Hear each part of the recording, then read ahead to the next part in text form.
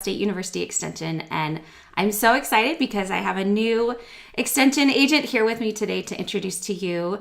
Rowe, will you just take a minute to introduce yourself? I forgot to ask you before we started to make sure I pronounced your last name correctly, so why don't you just tell us? Okay, I'll say it for you. So, my name's Rowe Zwahlen. So, yeah, Okay, a little bit tricky. it sounds I a don't know if lot you were easier than it close. looks. Yeah. Well, Ro, thanks for joining me this morning. Will you just take a minute to introduce yourself? Tell us kind of where you're from, where you live, your background, things like that. Okay. I grew up in Utah, here in Price, and I'm back. I'm one county south now. In Emery County is where I'm working with Extension. But yeah, I'm not sure what you want to know. So you Uh, grew up in Price. did. What do you enjoy doing, like in your free time? Just a little personal note. Personal note. Oh shoot. Yeah, believe it or not, I really do like gardening. That's sort of my thing, but I like spending time in my own yard. But I also like hiking and getting out into seeing Utah's beautiful. I like to hang out and look around. I like yoga. I playing with dogs. Do you have a I do dog? a little bit. I I just lost my dog, but I get to play with my sisters every now and again. Oh, I'm babysitting next weekend, so yeah. oh, that's great. We just got a comment. Arvin is watching from Elmo, Utah. Thanks for tuning in, Arvin. If you're watching from anywhere around the state, we would love to give you a shout out and say hello. So just pop in the comments and let us know where you're watching from. This is just kind of a hello, get to know interview with Ro. So don't throw us any hardball gardening questions, but we might be able to convince him to answer a few if you have any. So, Ro, tell me what it is that you do with Extension, and then we'll talk about kind of your background Okay, and where you went to sure. school. Because I'm in a small county, I get to do a little bit of everything, which is a lot of fun. So I get to do. I was hired to work with agriculture, horticulture, and youth programs. So agriculture, there are definitely farmers and ranchers in Emery County. Most of them know what they're doing. They don't know often. I tend to get a lot more calls from people concerned with agriculture. I mean, with horticulture. So people's backyard, their vegetable gardens, their landscape questions. We've had some serious drought, here but everywhere over the last year or so, and so people are worried about what can I do in my yard with no Yeah. water, and um, also people were home with COVID, so I got a lot of calls then for people were home, and I don't know that they paid attention to their trees and landscapes, so I got to go look at things that a lot of times weren't wrong. They were just things that were new to people, hadn't seen them. So I feel like I'm godfather to every tree in Emery County at this point. Right. That sounds like a fun title to have, Godfather of the Trees. So tell me about your educational background, where you went to school and what you studied. Okay, so I studied horticulture, plant science at BYU, and that was my undergraduate degree. And then I studied landscape architecture. I have a master's, and I did that in New Mexico, University of New Mexico in Albuquerque. So it was Okay.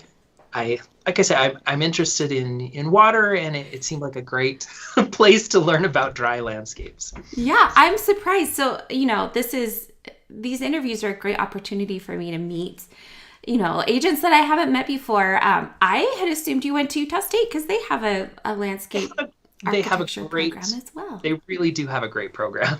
Yes. And it's been really fun to get to work with some of them and meet them. And it was landscape architecture is kind of a small group. It was funny. I met some of the professors at Utah State's program, and it only took us about 3 minutes to know some of the same people. I Oh, realized yeah. met the same people and knew the same gardens and had been, so. So, like in real life, there's the 6 degrees of separation, but maybe in the landscape architecture field, it's like two or three. 2 or 3 probably. Oh, that's great. And I feel like I need to ask you questions about my own yard. Landscape architecture, that's such a valuable skill to have. To know, it's hard as a homeowner to know what to plant where, to make things look aesthetically pleasing. It's hard for me. So what drew you to study horticulture and then landscape architecture? I really do love nature. I love plants. And that was really what got me started with horticulture. That was, gardening, being outside, that was my happy place. So it was a lot of fun. I enjoyed studying plants. And then landscape architecture, it was really, I do enjoy art. I like, not that I get to draw a ton with landscape architecture, but yeah, it was just understanding how things fit together. It was a fun combination of, science, a little bit of, engineering and design. Art design. Yeah. It's an interesting way of thinking about things. So. Oh, I love that. And you had that strong horticulture science foundation to lead into that. So that's great. How did you end up with extension? Extension, that's an interesting question too. No, I've really enjoyed my time with extension. So I worked, I did some design. I worked for landscape construction company, and we were doing mostly residential stuff, but it was a lot of fun. And this was the job came open. Dennis, who had my position before, had been here almost 40 years. So I thought, well, maybe there won't be another chance to do this later on. Maybe I should think about it. There might not be another opening for 40 years. 40 years, right? So, no, it was, the timing was great. And I really, really enjoyed working with Extension. It's been a lot of fun. The people within Extension are great. And it's just been fun working with, being able to work with the community. Yeah. So were you aware of Extension, as a kid? Some Extension folks grew up doing 4-H, and some kind of just fell into it and learned about it later in life. Honestly, I didn't know a whole lot about Extension. I knew,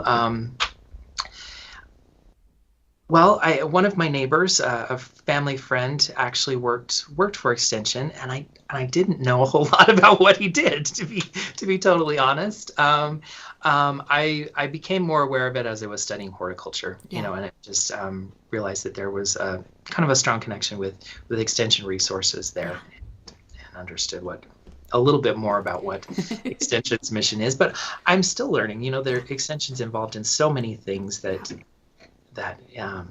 it surprises me.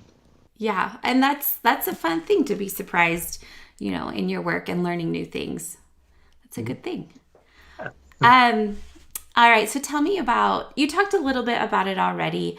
Do you have anything else you want to share about working in Emery County? Emery County is great. People are so friendly. The county government is very supportive. It's been a great opportunity. It really has. Oh, that's great. And Emery, it sounds like, is facing a lot of similar challenges to other counties in Utah, just with the drought, especially, relating to horticulture and gardening. Yeah, it's been it's hit us pretty hard, definitely. So something we're concerned about. Yeah. What's your favorite part of being an extension agent? I really do enjoy teaching workshops, classes. I like getting to talk about the things that I like. That's been great. And I also really, people don't realize that they're always welcome to call and ask questions. Like I said, I really do enjoy going out and seeing people's yards, and sometimes I'm terrible. I forget their names, but I remember their house and their shrubs. But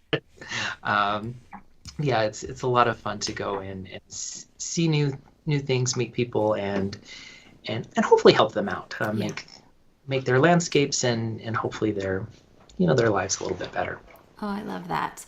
And as soon as we're done here, I'll pop in the comments and share, if you're in Emery County and you have questions for Rowe, I'll share that contact information so you can get in touch.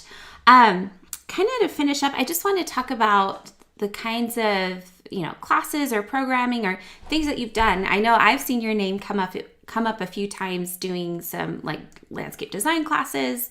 Yeah. Or, if you have anything coming up that you want to talk about. Okay, well, landscape design, definitely. We have an online class that I think a lot of people have signed up for in the last year anyways, is when it started, and that's been a lot of fun. It's called Design for Everyone. It's a sort of self-paced online course, and it's not the easiest one. I think people have been. It's not expensive. I think it's $20 to sign up. So we wanted to make it really accessible, but I think people get the impression with $20 that maybe they can finish it in a couple hours, and it's not that kind of class. So it's it really will walk you through all the steps of designing your own home landscape. So there's a little bit of homework involved, like getting out and measuring and really, talking things through with your spouse, partner, family, what your goals are, and then coming up with the design. There's a lot of things that go into a landscape. Yeah. So working through all of those but it's very step by step, and I think it's a great approach. So that's available, and one that I really enjoyed putting together, not on my own, definitely. Within the landscape architecture department, and extension helped out with that. Right. And I'll share a link to that as well if folks want to check it out and sign up. This is probably a really good time to start thinking about that landscape design. Get started on it. And then we're also doing, I'm excited to be working with Jake Powell, who is the landscape architecture extension specialist. We're doing an in-person class in Bluff. It's working with Design Build Bluff to do a landscape design class. That one will be, it's 4 different Saturdays in Bluff, so a little bit of a drive for some people, but I think it will be a lot of fun and really great to meet people in person and do some hands-on experience with designing. They're going to let us install a little section of their landscape. Oh, that's awesome. Practice. So, and I'm a little bit familiar with Design Build Bluff. Do you want to tell folks a little bit what that is? Because it's a really cool program. So they're a nonprofit. They're actually working with Yes Tomorrow, which I'm not sure people in Utah are as familiar. It is a design college in Vermont, and they have I don't know how Vermont got involved here, but yeah, they have some regional campuses, and Design Build Bluff is part of their network now. But they bring architecture students in and again give them kind of a hands-on experience. They've got some space down there that they've built buildings as projects with their architecture students, and haven't done a whole lot of landscape yet. So I think this will be a little bit new for them, and it'll be new for us. So yeah. And are they? Maybe I'm thinking of the wrong program. Are they homes for Native people? Is that what it is? They usually do. So they have buildings that they built on their own campus, but then usually each summer they will build one home down there on tribal land usually. Yeah. Yeah. So really, really,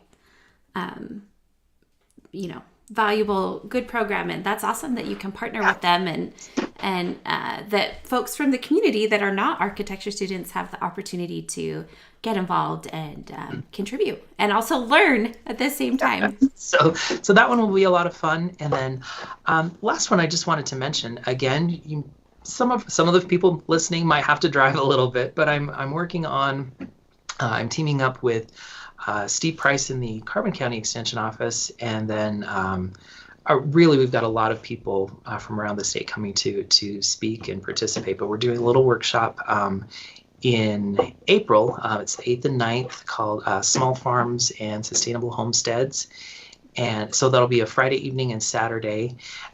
Really, I think this one will be fun. So it's for small farms is what you, I guess, however you define that. Whether, if you're not working on 1,000 acres, but you've got a smaller property, but that might be your backyard, that might be something larger. But really being able, we're going to talk about how to turn your maybe hobby or small scale thing into something that you can make money at. So we're going to talk that's about great. budgeting and e-commerce and marketing. We're also going to do things like food safety in case you're wanting to sell some of your products. Yeah. And then we have a lot of fun classes like beekeeping, and I think we've got people doing soap making, people with alpacas, lots of fun stuff Yeah. to come see and learn. And yeah, I think that one would be a lot of fun. That would be great. And because it's a weekend, folks could, make a little weekend Yeah. getaway of it. Come in and Prices, I know you think we're not that far south. We're in the middle of Utah, so yeah. Rowe and I were just joking about that before we started. He said, "Oh, I'm in Price." I said, "Oh, so southern Utah." He's like, "Well, really, it's like central eastern. But for us city folks, anything south of Salt Lake is southern Utah." So, anyway, it's good to have that perspective geographically. We do have one comment question, Rowe, before I let you go. Sure. So Arvin asks, what's the best way to build and make raised planter beds? Do you have a favorite raised bed I material or system? Now, Arvin, I know, is one of our master gardeners. So, and I also we are doing a beginners horticulture series that I've been working on this spring. We're talking about container gardening in a couple weeks. He's welcome to come to that one. But specifically, no, container gardens, raised beds. They don't have to be as tall as people think. I think a lot of us picture them. And if you have mobility issues, then raising them up that high is worthwhile. But they don't have to be, most vegetable crops don't need more than 12 to 18 inches of soil. So you can build them pretty simply with, a couple of boards stacked, and things like I've seen some really nice ones done. People do brick. I've seen metal. All of those can work. It's what fits in with your kind of your landscape aesthetic, how much time you have. Budget. If you're in budget, definitely. Right now, lumber prices have gone crazy. Maybe some of those other options might be a good one to consider. But they don't require a ton of real building know-how to get something put together. You can, screw them together pretty easily if you're using wood. There's nice corner brackets where you're just sliding boards in that I've seen work really well. But again, they don't have to be super tall. And if it's something less permanent, you can maybe move things around a little bit if you don't get it right the first time. Yeah. So I'd hate to see you build a huge concrete structure and then decide it's in the wrong spot. So that's where design comes in. Make a plan first and know where you want things to be. Then really I think it's what fits with your skills, whether you're having somebody build this. Usually with lumber, you want to do something, we don't want to treat it too much on the inside. We don't want anything getting into, if this is going to be a vegetable bed. So that's something to consider. Right. So treated lumber, I think I've seen some chatter about railroad ties and some of the... and there are studies that you can read both ways. I don't know how much is actually leaching in. I've not done the research, and I hate to say that they're not a good option for, if that's your option and you feel comfortable with it, do what works for you. Yeah, well, and you do some research yourself. If you're before you go out and buy materials, probably look it up and see what the research says, and then you can make that call yourself. There are, like I say, I've seen competing studies on that one, that it's leaching tons of things into the soil, or a lot of people, if a lot of places that are selling those ties are using ones that are very, very old. So it has already leached out at that point. Is it going to get into your landscape? I don't know. Yeah. And that's the case where maybe some soil testing in your yard would be appropriate. Yeah. Well, and I love that you said they don't have to be super tall, because like one of the benefits of raised beds is then you don't have to amend your native soil. Like in my neck of the woods, it's all clay, like so much clay. It's really hard, like literally hard. And so bringing in, doing raised beds and bringing in, fresh, garden mix has made it a lot easier for us. So it's a great option. It's some great advantages. You're amending less soil. You're not usually walking on it, so there's no compaction. Typically we leave the bottom open though, so that's another thing to think about, is that you don't have to build it doesn't have to be a trough, right. or just need the outside frame, right? Just an outside frame. Oh, well, great quick tips. And Rowe, you've given us so many upcoming things. I'm excited to get busy and share all those links in the comments, so folks can come to your upcoming classes and your little, I'm going to call it a retreat, the Small Farm Retreat. Right. As well as Design Build Bluff project and the online course. I think that sounds fantastic. So I'll share all those links in the comments. Right. If you folks have more questions about gardening, I strongly encourage you to head over to our Facebook group, Utah's Gardening Experts. We've got extension folks, we've got master gardeners, novice gardeners, and, experienced gardeners alike. So head over there. You can ask questions and share your gardening successes as well. Okay, Rowe, thank you so much. It was great to get to know you a little bit better. And I hope to see you back here soon. All right. Thank you so much.